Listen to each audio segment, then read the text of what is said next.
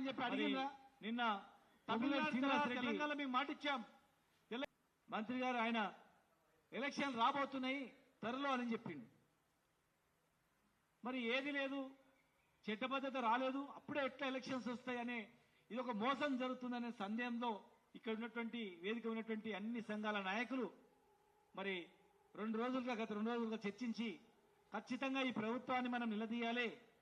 42%తోనే ఎలక్షన్లో పోవాలి తప్ప 42% చట్టబద్ధత లేకుండా అసెంబ్లీ తీర్మానం చేసినామని కేంద్రం మీద పడేసి ఎలక్షన్లో పోతే ఎట్టి పరిస్థితుల్లో మనం ఊరుకోవద్దు. గ్రామాల వారీగా మండల వారీగా మనం కార్యక్రమాలు చేయాలని చెప్పి మరి 2 రోజులుగా చర్చించి ఈరోజు మీడియా ద్వారా ఇవాళ మేము తెలంగాణ ప్రజానీకానికి తెలియజేస్తా ఉన్నాం. 42% రిజర్వేషన్ తర్వాతనే ఎలక్షన్లు పెట్టాలి. అసెంబ్లీ తీర్మానం చేసి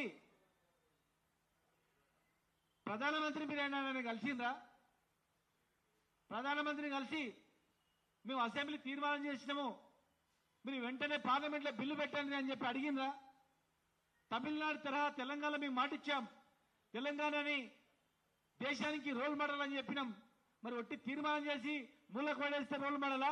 ప్రధానమంత్రి దగ్గర కొట్లాడి తీర్మానం చేయించి చట్టబద్ధత తెచ్చి ఎలక్షన్ పెడితే రోల్ మోడలా అని మేము అడుగుతా ఉన్నాం. మీరు ఎక్కడ కూడా ప్రధానమంత్రిని కలవలేదు, ఎక్కడ కూడా పార్లమెంట్లో చర్చించలేదు, పార్లమెంట్లో స్తంభింపజేయలేదు, పార్లమెంట్లో ధర్నా చేయలేదు, ఢిల్లీలో ధర్నా చేయలేదు, కనీసం అఖిలపక్షం మీటింగ్ పెట్టలేదు, అఖిలపక్షాన్ని తీసుకొని ఢిల్లీ కూడా పోలేదు. అఖిలపక్షానికి ఢిల్లీకి తీసుకుపోకుండా ప్రధానమంత్రిని కలవకుండా ఒక మాట మాట్లాడకుండా పార్లమెంట్లో బిల్లు ఎట్లా పాస్ అవుతుందని మీరు అనుకుంటున్నారు? నిజంగా చిత్తశుద్ధి ఉంటే ఇచ్చిన మాట ప్రకారం బీసీలకు 42% ఇవ్వాలని ఉంటే గ్యారంటీగా ఈ ప్రయత్నాలు చేసేది. ఇలా మొదటికే ఎసురు వచ్చినట్లుంది. ఉన్న 23% కూడా పోయే పరిస్థితి కనిపిస్తా ఉంది.